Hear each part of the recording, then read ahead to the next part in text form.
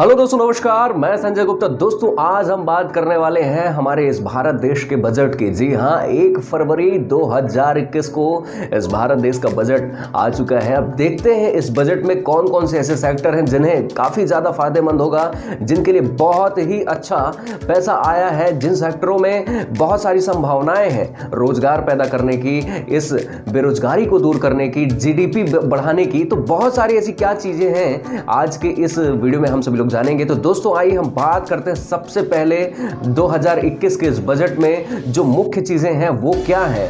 क्या ऐसी चीजें हैं जो इस बजट को खास बनाती हैं, और इस बजट को सबसे पहले जो खास बनाती है वो है ये है कि 75 साल से जो अधिक उम्र के लोग हैं उन्हें आईटीआर रिटर्न नहीं भरना पड़ेगा। यानी वो आईटीआर के दायरे से पूरी तरह से छूट उन्हें मिल चुकी है। जो लोग 75 साल के उम्र से अधिक होते थे उन्हें हर साल टैक्स भरना पड़ता था। जिनकी पेंशन सबसे ज्यादा रहती थी उन्हें टैक्स भरना पड़ता था, लेकिन उनको इस वर्ष राहत दी गई है। और दूसरी बात यह कि जो सोने चांदी की कस्टम ड्यूटी है, सोने चांदी पर कस्टम ड्यूटी को काफी घटाई गई है, जो कि पिछले कई वर्षों से थोड़ा सा घटाई गई है, ताकि इनमें जो कस्टम ड्यूटी घटा देंगे तो कुछ ना कुछ इसमें रोजगार के साथ साथ देश की अर्थव्यवस्था और लोगों को, निवेशकों को थोड़ा सा बेनिफिट मिलेगा। और इसके साथ साथ मैं बताना चाहूंगा कि जो मोबाइल उपकरण होते हैं, जो मोबाइल उपकरण हैं, इन पे थोड़ा सा कस्टम ड्यूटी बढ़ा दी गई है, क्योंकि ये सबसे ज्यादा बिकाऊ रहते हैं, सबसे ज्यादा चलन में रहते हैं। और इनमें अगर वो फीसदी जो बढ़ाया गया है टैक्स, ये इस वजह से बढ़ाया गया है कि इन इंस्ट्रूमेंट, इन उपकरणों की मदद से जितना ज्यादा ये यूज में आएंगे उतना ज्यादा देश को हमारे फायदा होगा। और सबसे अच्छी बात यह है कि जो साल 2021 में जनगणना होने वाली थी वो पूरी तरह से डिजिटली होगी। यानी जो आंकड़े रखे जाएंगे वो डिजिटली रखे जाएंगे, यानी हम कभी भी उन पे एनालाइज कर सकते हैं, कभी भी कोई भी उपाय, कभी भी कोई भी हल, हमारी जो जनगणना है उसके मुताबिक हम अनुमान लगा सकते हैं। तो ये सबसे बड़ी बात है। और एक बात और, ये मार्च 2022 तक 8500 किलोमीटर नेशनल हाईवे का निर्माण किया जाएगा। साथ ही साथ देश में, अपने भारत देश में 7 टेक्सटाइल पार्क बनाने की जो योजना है वो भी इसी बजट में पेश की गई।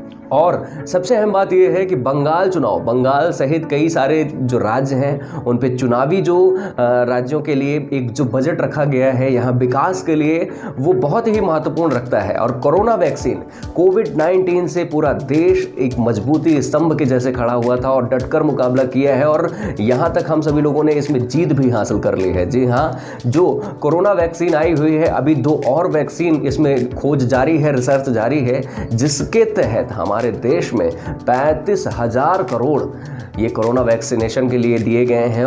और साथ ही साथ 80 करोड़ लोगों को मुफ्त में अनाज दिया गया है और आगे भी दिया जाएगा। ये जो अनाज के हितग्राही हैं, लाभार्थी हैं, ये अनाज इनको मुफ्त दिया जा रहा है। और पीएम मोदी ने गरीबों के लिए विशेष रूप से गैस हो गया, राशन हो गया, इसकी एक विशेष व्यवस्था इन्होंने की है कि किसी भी गरीब को इन सारी चीज़ों से कभी परेशान नहीं होना पड़ेगा। सबसे पहले राशन, कोई भी व्यक्ति कहीं भी राशन ले सकता है। अगर वो भारत देश में किसी भी राज्य में है तो उसे राशन जरूर मिलेगा। और राशन मिलेगा इस वजह से क्योंकि वो जो एक राशन का एक नियम आ गया है कि आप कहीं भी रह के, आप पंच सिस्टम करके, आप अपने बायोमेट्रिक सिस्टम से आप कहीं से भी राशन ले सकते हैं और आपका राशन आपको जरूर मिलेगा।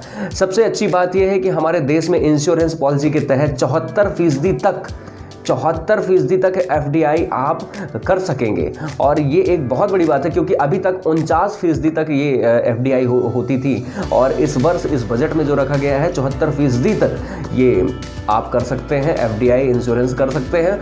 और साथ ही साथ यूपीए सरकार से 3 गुना से भी ज़्यादा किसानों के खातों में राशि पहुंचाई गई है। ये जो राशि है ये डायरेक्ट उनके खातों में पहुंचाई गई है, ना कि किसी पटवारी, ना कि किसी अधिकारी के हाथों हाथ, बल्कि उनके जो किसान हैं उन्हीं के खातों में ये राशि पहुंचाई गई है। ये बहुत ही अच्छा एक ट्रेंड चलता जा रहा है कि हमारा ये जो जनता का पैसा है, जनता की भलाई के लिए है, सीधे उन जनता के खातों तक पहुंचे। ये बहुत ही अच्छा माध्यम निकल के आया है। वरना जैसे कि पहले टाइम में होता था कि अधिकारियों के माध्यम से मुआवजा दिया जाता था, हैंड टू हैंड या कैश के माध्यम से दिया जाता। तो बहुत सारी ऐसी चीज़ें थी जो भ्रष्टाचार हो जाती थी, पूरा पैसा उन लाभार्थियों को नहीं मिल पाता था। लेकिन ये बहुत ही अच्छी चीज़ है कि इनमें एक अकाउंट के माध्यम से लोगों तक पैसे पहुंचा दिए जाते हैं। और साथ ही साथ देश में बहुत सारे ऐसे जो सैनिक स्कूल हैं वो खुलेंगे। इस बजट में ही बताया गया है कि सैनिक स्कूल के लिए भी विशेष रूप से इसमें बजट का जो पैसा है वो आवंटन किया जाएगा।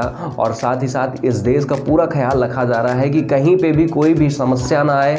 और सबसे बड़ी बात यह है कि इतनी खूबसूरत ये जो बजट पेश किया गया है, इसमें जो आर्थिक जीडीपी है कहीं ना कहीं देखा जाए अभी इसका स्तर बहुत नीचे है, लेकिन आगे ही बढ़ता चला जाएगा और जीडीपी उछाल में आती रहेगी। और हम सभी उम्मीद करते हैं कि ये देश का जो बजट है ये हमारे लिए फ़ायदेमंद होगा। थोड़ा सा कष्ट तो सहना पड़ता है, कहीं ना कहीं अप है तो कहीं ना कहीं थोड़ा सा डाउन है, लेकिन बहुत सारी चीज़ें ऐसे फोकस किया गया है उसमें जो बहुत ही मूलभूत थी, जो बहुत ही आवश्यक थी, उन पर विशेष रूप से ध्यान दिया गया है। तो दोस्तों, ये कम समय में आपको बहुत सारी जानकारियाँ बजट के माध्यम की बताई गई। ये वीडियो आपको कैसा लगा? बहुत बहुत शुक्रिया, बहुत बहुत धन्यवाद। मिलते हैं अगले वीडियो में, तब तक के लिए नमस्कार।